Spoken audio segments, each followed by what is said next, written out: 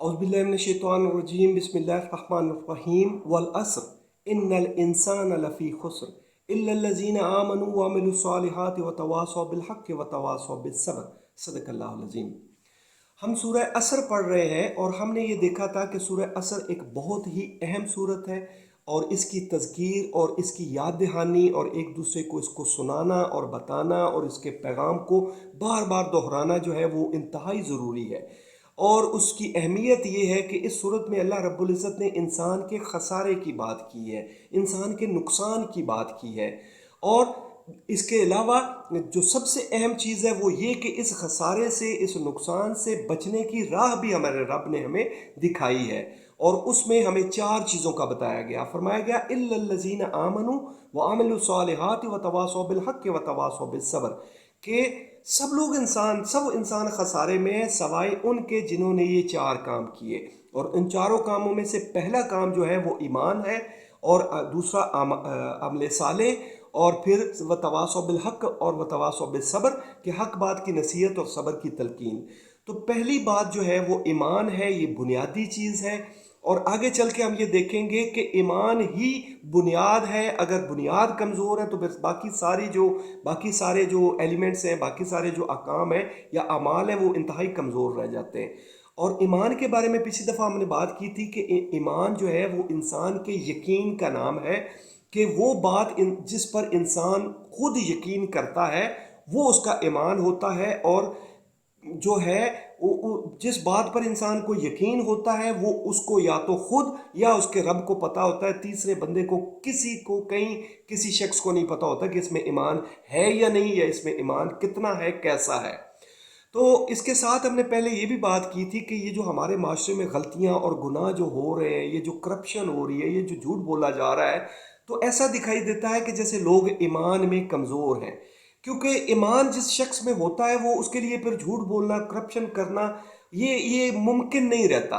यानी अंदाज़ा करें ना कि जिस शख्स का ये ख्याल हो, जो इस बात पर मानता हो, जो यकीन रखता हो कि एक मरने के बाद उसने उठना है और अपने रब के सामने जाना है, अपने अमाल का जवाब उसने देना है, तो वो कैसे गलती कर सकता है, वो कैसे गुनाह कर सकता है। ईमान तो ये है कि यालमु खाइनातल आयुन व मा तुख्फी सुदूर, कि अल्लाह रब्बुल इज़्ज़त आंखों से होने वाली खयानत को जानता है। कि आंखें जब किसी चीज़ की तरफ देखती हैं तो रब जानता है कि ये आंखें क्या देख रही हैं, कहाँ देख रही हैं और क्यों देख रही हैं।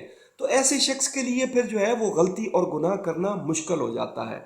तो जब हमने ये बात की कि हमारे लोग ईमान में कमज़ोर नज़र आते हैं, तो हमारे एक दोस्त ने सवाल किया, बल्कि एतराज़ किया या अपनी फ़िक्र का इजहार किया कि जनाब आप ये इतनी बड़ी बात कह रहे हैं कि लोग ईमान में कमज़ोर हैं, तो ये जो मस्जिदें भरी हुई हैं, ये जो लोग इबादतें कर रहे हैं, तो क्या ख्याल है, ये ईमान वाले नहीं हैं? तो सबसे पहली बात तो ये कि अल्लाह ताला हमें माफ़ फरमाए, हम किसी के ईमान के बारे में भी कोई कमेंट करने का, कोई राय देने का, कोई फतवा देने का हक नहीं रखते। किसी शख्स को भी कोई ये हक नहीं है कि वो किसी के ईमान के बारे में कोई बात करे। लेकिन ये एक मजमूई सूरत हाल है कि ये एक हकीकत है, ये एक सच्चाई है कि जिस शख्स में ईमान होगा वो गलती और गुनाह नहीं करेगा।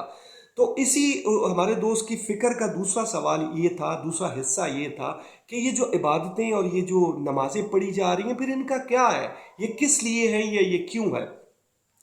तो उसमें खुशखबरी वाली एक बात ये है कि अल्लाह रब्बुल इज़्ज़त ने हमारी इन इबादतों की जो कबूलियत है वो ईमान के दर्जे पर नहीं रखी, वो इस्लाम के दर्जे पर रखी है।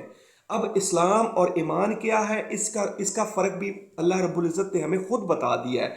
ये सूरह हुजरात में है और इसका रेफरेंस ये है कि वो जो बद्दू थे ना, जो देहाती थे, जो आराबी थे वहाँ पे नबी पाक सल्लल्लाहु अलैहि वसल्लम के दौर में, तो वो इस्लाम का उरूज देखकर मुसलमान होते चले जा रहे थे, लेकिन वो ईमान उनमें अभी नहीं था, उनकी ट्रेनिंग नहीं हुई होती थी। तो वो नबी पाक सल्लल्लाहु अलैहि वसल्लम को भी हुजरे के बाहर ही जो है वो आवाज़ देते थे कि या मोहम्मद उखरिज अलैना, कि हमारे लिए बाहर आ जाएं। तो यानी वो प्रोटोकॉल का ख्याल नहीं रखते थे, एहतराम का ख्याल नहीं रखते थे। तो सूरह हुजरात में उनको बड़ी इस तरह की सुनाई गई हैं। और यहाँ और एक और बात वो करते थे کہ وہ سمجھتے تھے کہ ہم مسلمان ہو گئے تو جیسے ہم نے مسلمانوں پر کوئی جو ہے وہ مہربانی کی ہے، کوئی احسان کیا ہے. وہ ڈیمانڈ کرتے تھے کہ جناب ہمیں اوپر بٹھایا جائے، ہمیں جو ہے ہماری بات سنی جائے، ہمارا احترام کیا جائے، ہمیں عزت دی جائے، ہمارے مشوروں کو مانا جائے، کیونکہ ہم ایمان لے آئے. یعنی وہ اپنے ایمان کو مسلمانوں پر ایک احسان کا درجہ دیتے تھے. تو اللہ رب العزت نے ان کو کیا فرمایا کہ وہ انہی کی بات سے شروع کیا کہ قالت الاعراب آمنا، یہ اعراب کہتے ہیں کہ ہم ایمان لے آئے. قل لم تؤمنوا، ان سے کہو کہ نہیں تم ایمان نہیں لائے. ولکن قولوا اسلمنا، بلکہ تم یہ کہو کہ ہم اسلام لے آئے. ولما يدخل الايمان في قلوبكم، اور ابھی ایمان تو تمہارے دلوں میں داخل نہیں ہوا. یعنی اللہ رب العزت خود فرما رہے ہیں اسلام میں اور ایمان میں فرق ہمیں بتایا جا رہا ہے کہ اسلام جو ہے وہ سبمٹ ہونے کا نام ہے، وہ مان جانے کا نام ہے کہ کسی کو ہم نے بات سمجھائی تو اس نے کلمہ پڑھ لیا، اس نے لا الہ الا اللہ محمد رسول اللہ جب کہا تو وہ مسلمان ہو گیا. اب اس کو جو ہے وہ مسلمان کے پروٹوکول اور مسلمان کے رائٹس ملیں گے، سب لوگ اس کا مسلمان کے طور پر احترام کریں گے، اس کا کارڈ، اس کا پاسپورٹ مسلمان کا ہوگا. لیکن ایمان جو ہے وہ یہ ہے کہ وہ دل سے کیا مانتا ہے، اس کے دل میں کیا ہے، وہ جو چیز باہر نہیں کسی اور کو بتائے بغیر وہ اب خود سے کیا چیز مانتا ہے. جب اس کو کہا جاتا ہے کہ اللہ رب العزت ہر جگہ موجود ہے تو کیا وہ اس بات کو مانتا ہے؟ اور پھر یہ جب کہا جاتا ہے کہ دو فرشتے یہاں بیٹھے ہیں جو تمہارے سب اعمال کو لکھ رہے ہیں، تو کیا وہ حقیقتاً اس بات کو مانتا ہے؟ اگر وہ مانتا ہے تو پھر تو وہ اس ایمان والا ہے، اور اگر اس کی سمجھ میں یہ بات نہیں آتی تو وہ اسلام والا ہے. اور اللہ تعالیٰ ہمیں معاف فرمائے، ہمیں غلطی اور غلط بات کرنے سے جو بچائے. لیکن ہمارے مسلمانوں کی زیادہ تر حالت یہی ہے کہ وہ اسلام کے درجے پر چل رہے ہیں، ایمان سے وہ دور ہے یا ایمان میں بہت کمزور ہے. تو ایسے لوگوں کا کیا ہوگا؟ آگے اسی آیت میں فرمایا کہ اللہ رب العزت نے فرمایا وَإِن تُطِيعُوا اللَّهَ وَرَسُولَهُ لَا يَلِتْكُم مِّنْ أَعْمَالِكُم شَيْئًا.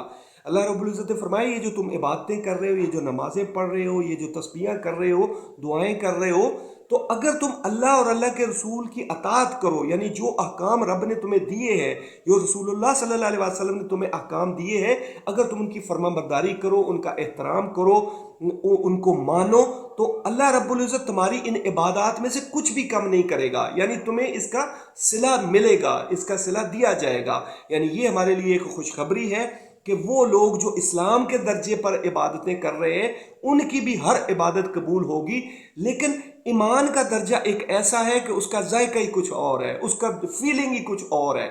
وہ یعنی ایمان جو ہے وہ ایک بہت لمبا سفر ہے، اور یہ اللہ رب العزت کے قریب ہونے کا سفر ہے، اور یہ سفر ہر کوئی شروع کر سکتا ہے.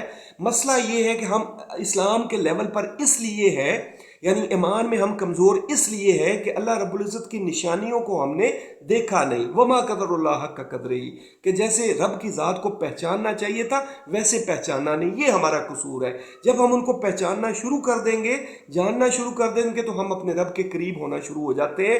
اور جب ہم اپنے رب کے قریب ہونا شروع ہو جاتے ہیں تو پھر غلطیاں، پھر گناہ جو ہے وہ ختم ہو جاتے ہیں.